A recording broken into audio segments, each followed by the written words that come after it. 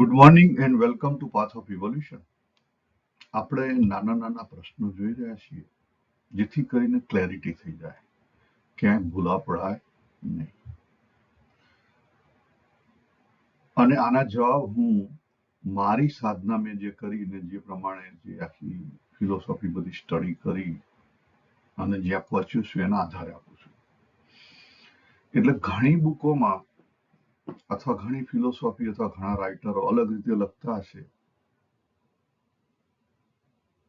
તો સાધનામાં અગત્યનું છે કે જ્યારે આપણે પોતે અંદર ઇન્વોલ્વ થઈએ તો જે પ્રમાણે જે વર્ડિંગ અથવા જે વસ્તુને આપણે પકડી હોય અથવા સમજ્યા હોય ને પકડી હોય એ વસ્તુ સાથે રહેજો, નહીં તો મુશ્કેલી થશે. કારણ કે ઘણી બધી જગ્યાએ અલગ અલગ શબ્દોના ઉપયોગ કરેલા હોય છે, અલગ અલગ શબ્દોના ઉપયોગ કરેલા હોય છે. દાખલા કે આપણી ફિલોસોફીમાં ક્યાંય સ્પિરિટ નું કોઈ મહત્વ નથી. ખ્યાલ આવે કે જયારે વેસ્ટર્ન વર્લ્ડમાં સ્પિરિટ નું મહત્વ છે, આપણે ત્યાં એટલું બધું સોલ નું મહત્વ નથી. ખરેખર સોલ કહેવામાં આવે પણ હુ ઇઝ સોલ?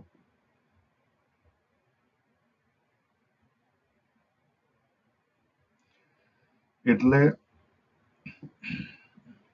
અને બીજી વસ્તુ કેવી થાય કે ઘણીવાર આપણે પોતે સમજ્યા વગર જાતે પકડી લઈએ કે હું બિચારો જીવ, તો પછી તમે એમાંથી બહાર ના નીકળી શકો અને તમે પછી જીવથી અલગ ના થઈ શકો. કારણ કે એકવાર તમે એક્સેપ્ટ કરી લીધું અંદરથી.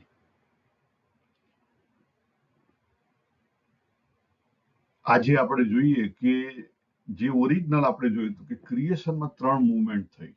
પહેલી મૂવમેન્ટમાંથી જે પ્યોર તત્વ છે એને આપણે પરમાત્મા કહીએ, પુરુષોત્તમ કહીએ કે બ્રહ્મન કહીએ કે પ્યોર તત્વ કહીએ, એ પોતે જાગ્યું, સદાશિવ કહીએ, શૈવિઝમમાં સદાશિવ કહે છે. એ જાગ્યું અને જાગ્યું એને શું અનુભવ કર્યો કે હું અને મારી શક્તિ શું. ખ્યાલ આવે? એટલે પુરુષ અને પ્રકૃતિનો અનુભવ થયો એનો. સતથી ચિત્તમાં આવ્યું, પુરુષ અને પ્રકૃતિનો અનુભવ થયો. એટલે શિવ શક્તિ 2 તરીકે આવ્યા. પછી એણે એનો વિસ્તાર ઉભો કર્યો, ફરી મુવમેન્ટ થઈ, એમાં એનો વિસ્તાર થયો, જેની અંદર શું કહીએ છીએ આપણે, ઈશ્વર અને માયાનું આખું જગત બન્યું. પુરુષ છે શું થઈ ગયો? ઈશ્વર થઈ ગયો, ડાઉનગ્રેડ થઈ ગયો. અને પ્રકૃતિ શું બની ગઈ? માયા બની ગઈ. અને એની અંદર એનું આખું ફેમિલી બન્યું. એ ફેમિલીમાં આપણે એક જીવ તરીકે આવ્યા. આપણે માયામાંથી પાછું ડિફોર્મેશન થયું, અવિદ્યા. માયાનું ડિફોર્મેશન આપણામાં શું થયું? અવિદ્યા. અને આપણે જીવ તરીકે આવ્યા. એટલે ઇન રિયાલિટી એ એક જ શિવ પોતે જીવ બન્યો છે. પણ જ્યાં સુધી આપણે પરિપક્વ ના હોઈએ ત્યાં સુધી આ વસ્તુ પકડાય નહીં, અને પકડવી પણ ના જોઈએ, નહીં તો મુશ્કેલી થાય, નહીં તો અહંકાર આવી જાય. આપણા માઇન્ડથી બહુ જ કાળજી રાખવી પડે. ગમે તેટલી હાઈટ ઉપર પહોંચ્યા હોઈએ છતાં સાધનાની અંદર માઇન્ડથી બહુ સજાગ રહેવું પડે. ગુણાતીત થવાનું છે દરેક ક્ષણે. 14મા અધ્યાયનો જે 22મો શ્લોક કીધો ને, બરાબર અગત્યનો છે. આપણી અંદર ગુણ વર્તા હશે પણ દરેક ક્ષણે જો આપણે ગુણાતીત રહી શકીએ તો આપણે આ સાધનામાં સફળ થયા. અને ત્યાં સુધી નહીં પહોંચ્યા ત્યાં સુધી સફળ નથી. અને અનેક જન્મો થશે. ભગવાને ભગવદ ગીતામાં વાત કરી, શનૈ શનૈ, ધીરે ધીરે થશે. રાતોરાત થઈ જાય આગળથી કરેલું હોય તો, અને આ વખતે સરખું કરો તો થાય. તો આજે આપણે 3 મૂવમેન્ટ જોઈ તો 3 પુરુષની વાત કરીએ. ભગવદ ગીતા કરવામાં આવી છે. 15મા અધ્યાયનો 15મો અને 16મો શ્લોક. ભગવાને ક્ષર, અક્ષર અને પુરુષોત્તમ એવા 3 શબ્દ વાપર્યા છે. ક્ષર, અક્ષર અને પુરુષોત્તમ. ક્ષર એટલે મારા મતે આપણે એક જીવ જેણે પ્રકૃતિ તો ઓઢેલી છે પણ પ્રકૃતિમાં પોતાની જાતને ચેન્જેબલ એલિમેન્ટ માને છે કે ભાઈ હું બાબુ છું, હું પુરુષ છું, રાઈટ, મેલ ઓર ફિમેલમાં મેલ છું. હું સૌથી પહેલું શું આવે કે હું એક માણસ છું, એટલે બીજા જીવથી અલગ થઈ ગયો. પછી કે હું પુરુષ છું એમાં, એટલે સ્ત્રીઓથી અલગ થઈ ગયો. પછી કે હું બાબુ છું, એટલે બીજા બધાથી અલગ થઈ ગયો. પછી બાબુ કોકનો મા બાપનો લઈને પુત્ર છું, કોકનો પતિ છું, કોકનો પિતા છું, કોકનો ઓફિસર છું. પછી એમાં લવિંગ ને કેરિંગ ને જ્વેલર્સ ને એંગ્રી ને ગ્રીડી ને, રાઈટ, આપણા સ્વભાવ પ્રમાણે બની જઈએ છીએ. એટલે જે બનાવટ છે ને બધી જીવની જે બનાવટ છે, એની અંદર જે સાચા અર્થમાં માને છે અને વર્તે છે, જીવન એ પ્રમાણે જીવે છે, એ પેરિશેબલ પુરુષ કહેવાય, ક્ષર પુરુષ કહેવાય. પુરુષ કીધો જો યાદ રાખો, એટલે કોણ કહી શકાય? જીવ કહી શકાય. ઈશ્વરને પણ કહી શકાય, કહી શકાય. ઈશ્વરને એની પોતાની અલગ ઉપાધિ છે, માયા, અને આપણને આપણી પોતાની અલગ ઉપાધિ છે, અવિદ્યા. તમારી અવિદ્યા અલગ છે, મારી અવિદ્યા અલગ છે, યાદ રાખો. આપણે દરેક કેવા છીએ? યુનિક છીએ, અલગ અલગ જગ્યાએ ઉભેલા છીએ સાધનામાં, અને અલગ અલગ રસ્તા પકડેલા છે. એ રસ્તા દેખાતા નથી અને સાધનાનો પથ પણ દેખાતો નથી, આટલો ફેર છે. બીજો પુરુષ છે, એના અક્ષર પુરુષ કીધો, કુટસ્થ, જેનું ફોકસ કુટસ્થ ઉપર છે. શનિ ઉપર છે? જેનું ફોકસ, જો આપણે પોતે જ આપણા શરીરની અંદર, જો હું પોતે સપોઝ મારું વિચારું તો બાબુ નાનો હતો, મોટો હતો, ખ્યાલ આવે?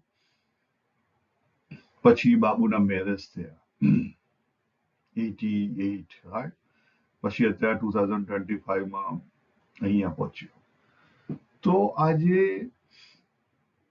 બાબુ છે તો ચેન્જ થઈ રહ્યો છે, અને હવે તો સાયન્સ પણ કહે છે, બરાબર. પણ હું એને મહત્વ આપું, વેલ્યુ સિસ્ટમ મારી હોય કે બસ આ જે ચેન્જેબલ ફીલ્ડ છે, આ ચેન્જેબલ એલિમેન્ટ છે, હું છું, તો મહત્વ, નિષ્ઠાની વાત થઈ છે, જો બીજું નહીં. મહત્વ એટલે નિષ્ઠા, વેલ્યુ સિસ્ટમ. મારી વેલ્યુ સિસ્ટમ આ જે ચેન્જેબલ એલિમેન્ટ છે એની ઉપર હોય તો સમજી લો કે તમે પેરિશેબલ પુરુષ છો, ક્ષર પુરુષ છો, એથી આગળ નથી.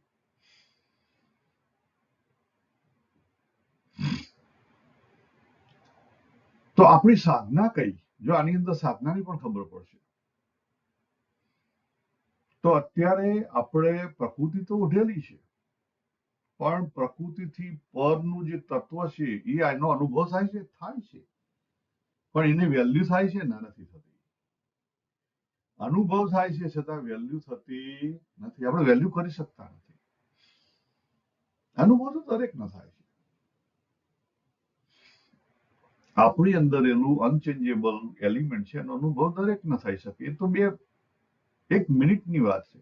તમે શાંતિથી બેસી જાઓ, તમારો વિચાર બંધ થઈ જાય, તમને જે અનુભૂતિ થાય એમ્પ્ટીનેસની, એ અનચેન્જેબલ એલિમેન્ટ, એની અનુભૂતિ તો થાય છે પણ એની વેલ્યુ નથી થતી.